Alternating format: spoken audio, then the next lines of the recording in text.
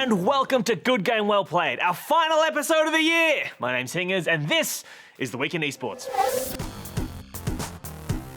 This weekend, ESL's Frankfurt Major wrapped up, marking the end of the first Dota 2 Major for the season, and also the beginning of drama.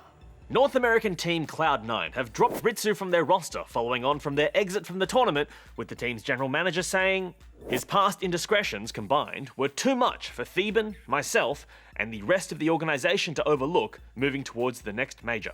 While it wasn't specified by the team in their statement, the Position 1 player has recently been involved with Team Strat leaking. Ritsu posted this now-deleted Reddit thread in which he seemingly admitted to sharing scrim information in order to take down fellow North American team Digital Chaos in a Skype group. At the time of writing, Cloud9 are yet to announce his replacement. The final of the Frankfurt Major was an all-European affair, with OG facing off against Team Secret in a best-of-5. OG took the series 3-1 to take home over $1 million US in prize money and the first major bragging rights of the season. A huge run, the dream run, achieving what no other team has done and no other team will probably achieve for a very long time. The tournament also, in my humble opinion, played host to one of the best Dota 2 matches of all time, so I encourage you, if you haven't watched it, to go check out Game 1 of Team Secret versus EG. It involves a basically never-before-seen double Divine Rapier build. And if that's gibberish to you, very quickly, the Divine Rapier is like the most powerful item in the game, and if you die while you're carrying it, your opponent can pick it up and it can swing the momentum of the match. And Eternal Envy was carrying two of them at one point, so it was very, very tense. Yet Samel's going to jump in. There's a good whirling death, but then again, how much damage have they got? Enough to kill off one, kill off two with the dunks. They're looking for more with Eternal Envy now hitting the ground. Cast him up, dunk on a three. Staying with ESL, and the world's largest esports organisation has just purchased the ESEA platform. Following on from the joint ESL-ESEA Counter-Strike Pro League, ESL co-founder Jens Hingers announced via their website that Counter-Strike is one of the fastest growing esports games with a rich history in ESL, and one whose competitive scene we want to continue to support and grow. Bringing the world's best anti-cheat technology under the ESL roof will allow us to continue driving the charge in regards to integrity in esports, as the industry continues to grow and expand in complexity. ESL grows stronger every day. And in League of Legends news, Riot have announced new details for player contracts moving forward. In a post on their website, the company have limited contracts to 3 years, laid out unspecific guarantees for payments for reserve players, ruled out non-compete clauses, and given players the right to terminate their contracts if the team they play for is removed from the LCS due to rule violations. It's still a long way behind a lot of traditional sports in terms of player rights, but it is progress nonetheless. Alright, that's it for the news. As this is our last ep for the year, we thought we'd take this opportunity to throw together a highlight reel from bits we didn't air, so get on board! You get so many different people. You know, you get your stereotypical nerds. You get, you know, the real basement dwellers. but then you get also like, I remember once when we had a Barcraft, there were these like 4 massive dudes sitting in the corner and there was rugby on at the same time. I was like, oh, sorry guys, you know, we're just got Starcraft, but you know, you can watch your rugby as well. They're like, no, we're here for Starcraft. I was like, what? But you guys are massive, you know, they're all like 6'4" and like full of muscle. And I thought that that was something that really spoke to me because there's so many different people. So you're working in esports in Japan. What are the kind of main differences between the scenes in Japan and Australia? I think one of the biggest difference is that Riot is in Oceania and Japan doesn't have their own servers yet, and so professional teams are playing from North American servers, and that as a professional player, I can understand their pain. So does that mean these players in Japan are playing in a client that is in a different language as well? Absolutely, they are playing in North America, so they are playing in English, which is a struggle for a lot of the players because all of the players I know in Japan do not speak English. I recently met Destination Focus Me in Turkey a couple months ago, and everyone spoke conversational English now. And I'm like, wow, this is so amazing because you not only grow as a player, but as a person, you now have learned a different language. Because you know I'm all about that bass, no trouble. I'm all about that bass, no trouble. I'm all about that bass, no trouble. I'm all about that bass.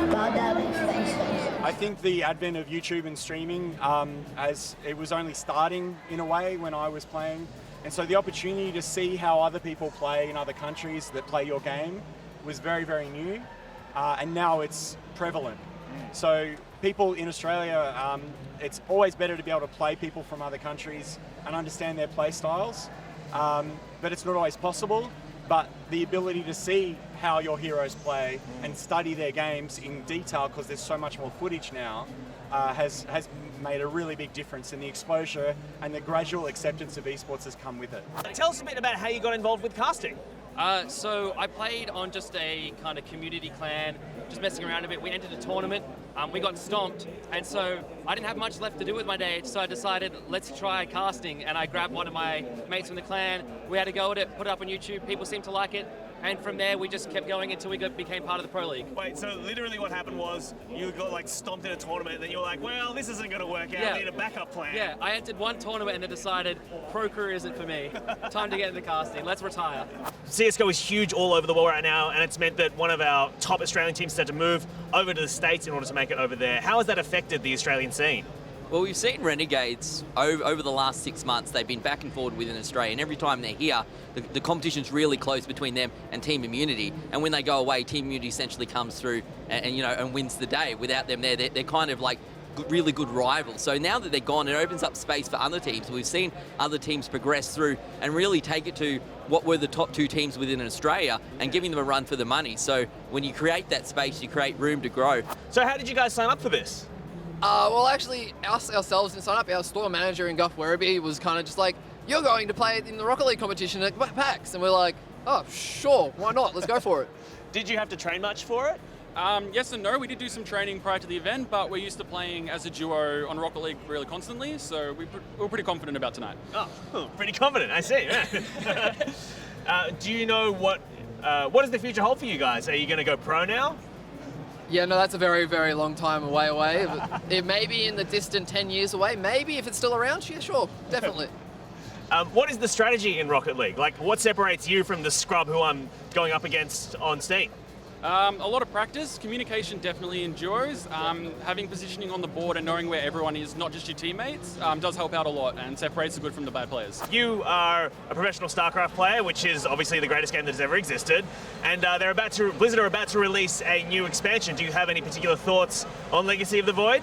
Oh yeah, I mean, it's going to be great. The whole game's changing. Starcraft 2 is this game where it's kind of been a little bit stale and they're just changing everything. So as a pro gamer, someone who plays this game for a living, it's just like your entire life is being reinvigorated, and BlizzCon's around the corner, so they're going to launch right after that. It's going to be huge. But specifically, how do you feel about siege tanks being able to be dropped out of medevacs? Because like in siege mode, because frankly, I think that's like the worst. But I don't know. What do you?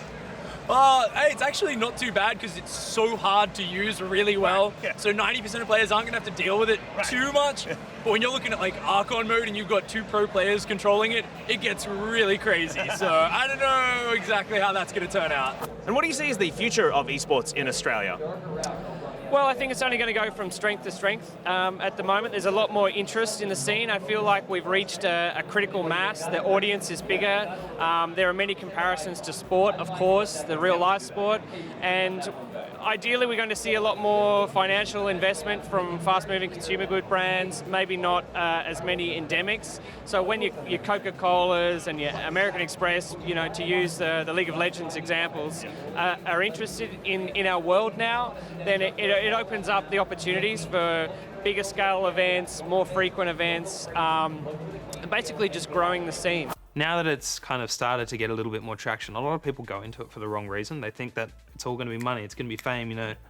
There's not a lot of money or fame for a lot of the way through, you know. It's a lot of just hard work and do it because you love doing it. Like, only in the last year have I even started to get some pay and remuneration for doing things like WCS and whatnot. Everything else has always been either out of my own pocket or for free, you know, because I like doing it.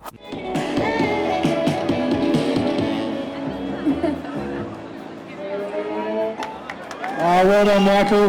Michael's a first-time player. This was a good game on the ABC TV.